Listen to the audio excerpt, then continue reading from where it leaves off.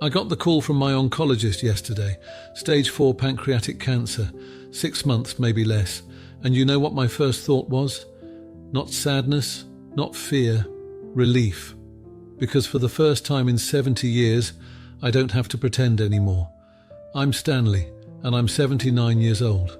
And I've spent most of my life protecting people from truths that would destroy them, keeping secrets that weren't mine to keep, playing the role of the good father, the loyal husband, the dependable friend, while watching people take advantage of my silence. But dying changes everything. When you know you won't be around to deal with the aftermath, you start thinking differently about the promises you made, the lies you've been living with, the people you've been shielding from consequences they earned decades ago. Let me tell you about my brother Michael. Everyone in our family thinks he's this successful businessman, pillar of the community, the one who made something of himself. What they don't know is that 30 years ago, he embezzled $50,000 from our father's company and let our cousin Tommy take the blame. Dad fired Tommy, destroyed his reputation, made sure he couldn't get another job in our industry. Tommy's marriage fell apart. He started drinking, lost his house. Spent the last 20 years of his life working odd jobs and living in a trailer park, all because everyone believed he was a thief. Michael never said a word, just watched Tommy's life crumble while he used that stolen money to start his own business, built his empire on Tommy's ruined reputation. And I knew the whole time, because I saw Michael's books. I helped him cover it up because he begged me to, because he had a family to support, because I thought family loyalty meant protecting the guilty instead of the innocent. Tommy died 5 years ago. Liver failure. Alone. And Michael gave a beautiful speech at the funeral about what a shame it was that Tommy never got his life together. I wanted to stand up and tell everyone the truth right there, but I didn't. Because I'm a coward who spent his whole life choosing peace over justice. But I'm done being a coward. Michael's going to find out that I've written a letter to the local newspaper to be published after I die, explaining exactly what kind of man the community has been celebrating all these years. His business partners, his clients, his country club friends, they're all going to know that their respectable Michael built his success on theft and lies. And that's just one secret I've been carrying. Let me tell you about my daughter-in-law, Patricia. Sweet Patricia, who everyone thinks is such a devoted wife to my son David. What they don't know is that for the past 8 years, she's been having an affair with David's best friend, Mark. Not just a fling, not just physical. She's been planning to leave David and take half of everything he's worked for. I found out by accident 3 years ago. I was helping David install a security system at their house, and I saw the messages on Patricia's phone when she left it on the counter. Love letters, plans for weekend getaways, discussions about divorce lawyers. She saw me reading and begged me not to tell David, said she was going to end it, that it was a mistake, that she just needed time. That was 3 years ago. She's still having the affair, still pretending to be the loving wife while she's planning David's financial destruction. And David has no idea. He works 60 hours a week to give her the life she wants while she's figuring out how to take it all away from him. I've been protecting her because she cried and pleaded and convinced me that telling David would destroy him. But you know what's really going to destroy him? Finding out after she's taken half his money and moved in with his best friend. At least if he knows now, he can protect himself. So Patricia's going to get a little surprised too. I've already written David a letter with copies of all the evidence I collected. Phone records, hotel receipts, photos I took of them together, everything he'll need for the divorce. She wanted to plan her betrayal in secret. Well, secrets have a way of coming out when you least expect them, but the biggest secret I've been keeping isn't about my family. It's about me. Everyone thinks I'm this decent, moral man who lived his life trying to do right by people. What they don't know is that 45 years ago, I killed a man, and I've been living with that secret ever since. It was 1978. I was 34, working late at the warehouse. A guy broke in, started stealing equipment. I confronted him, we fought, and I hit him with a crowbar.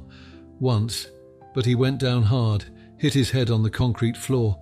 By the time the paramedics arrived, he was dead. The police called it self-defense. Open and shut case. But here's what I never told anyone. The guy was running away when I hit him.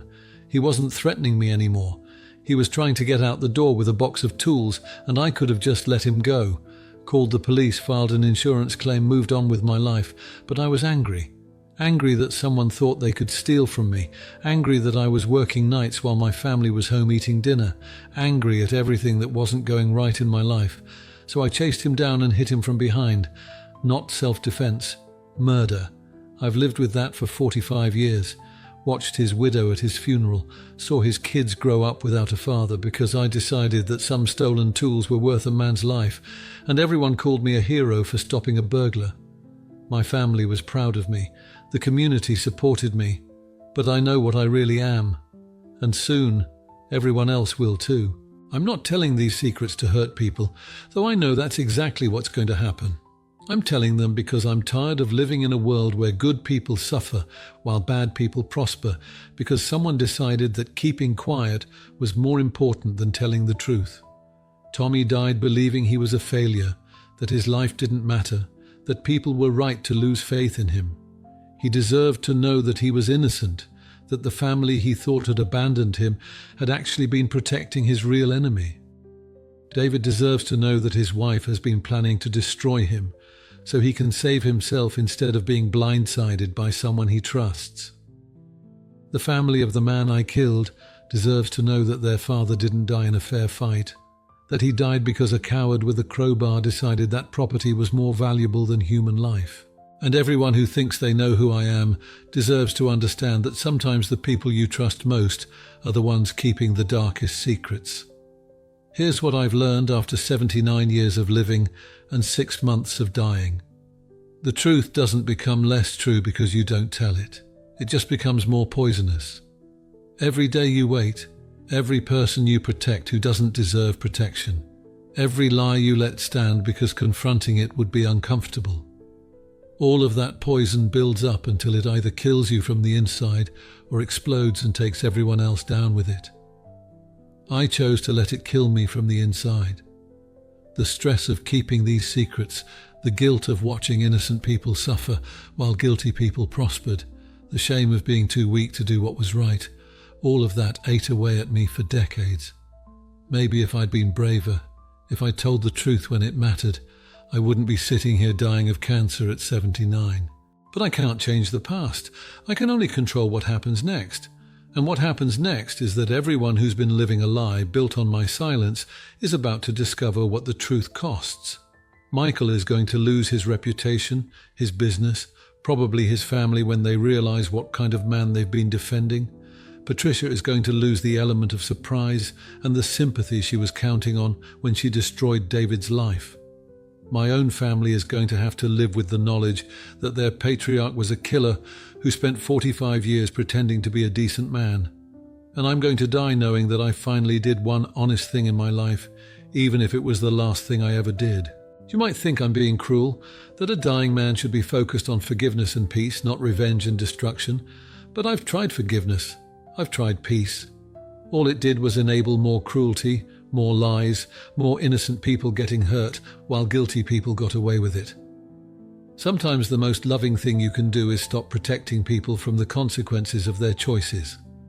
Sometimes the only way to prevent future harm is to expose past harm, no matter how much damage it causes in the moment. I'm not going to be around to see the fallout from these revelations. I won't have to watch Michael lose everything, or see Patricia's marriage crumble, or deal with my family's horror at learning who I really was. That's the advantage of dying. You get to tell the truth without having to live with it. But maybe in some small way, these secrets coming out will prevent future suffering. Maybe David will find someone who actually loves him instead of planning to rob him. Maybe Michael's business partners will check their books more carefully. Maybe the next person who thinks about covering up a crime will remember what happened to the old man who thought he could take his secrets to the grave. Or maybe everyone will just be hurt and angry and confused, and nothing good will come of any of it. But at least they'll be hurt and angry and confused about the truth instead of living peacefully with lies. I'm 79 years old, and I'm dying. And for the first time in my adult life, I'm not carrying anyone else's secrets. I'm not protecting anyone who doesn't deserve protection. I'm not choosing comfortable lies over difficult truths. It's too late for me to live differently, but it's not too late for me to die honestly. And that's exactly what I'm going to do. If this story makes you think about the secrets you're keeping, the lies you're living with, the truths you're avoiding because they're inconvenient, good. Maybe you're young enough to make different choices than I did. Maybe you can find the courage to tell the truth while it can still do some good instead of waiting until it can only cause pain. But either way, the truth is coming out. Because when you're dying, you realize that protecting other people's lies isn't your responsibility. Living honestly is. And I'm finally going to live honestly, even if I only have 6 months left to do it. Share this if you think the truth matters more than keeping the peace. And let me know in the comments, what's a truth you've been avoiding that might be worth telling before it's too late? Sometimes the most important conversations are the ones we're most afraid to have. Let me tell you about my brother Michael. Everyone in our family thinks he's this successful businessman, pillar of the community, the one who made something of himself. What they don't know is that 30 years ago, he embezzled $50,000 from our father's company and let our cousin Tommy take the blame. Dad fired Tommy, destroyed his reputation, made sure he couldn't get another job in our industry. Tommy's marriage fell apart. He started drinking, lost his house, spent the last 20 years of his life working odd jobs and living in a trailer park, all because everyone believed he was a thief.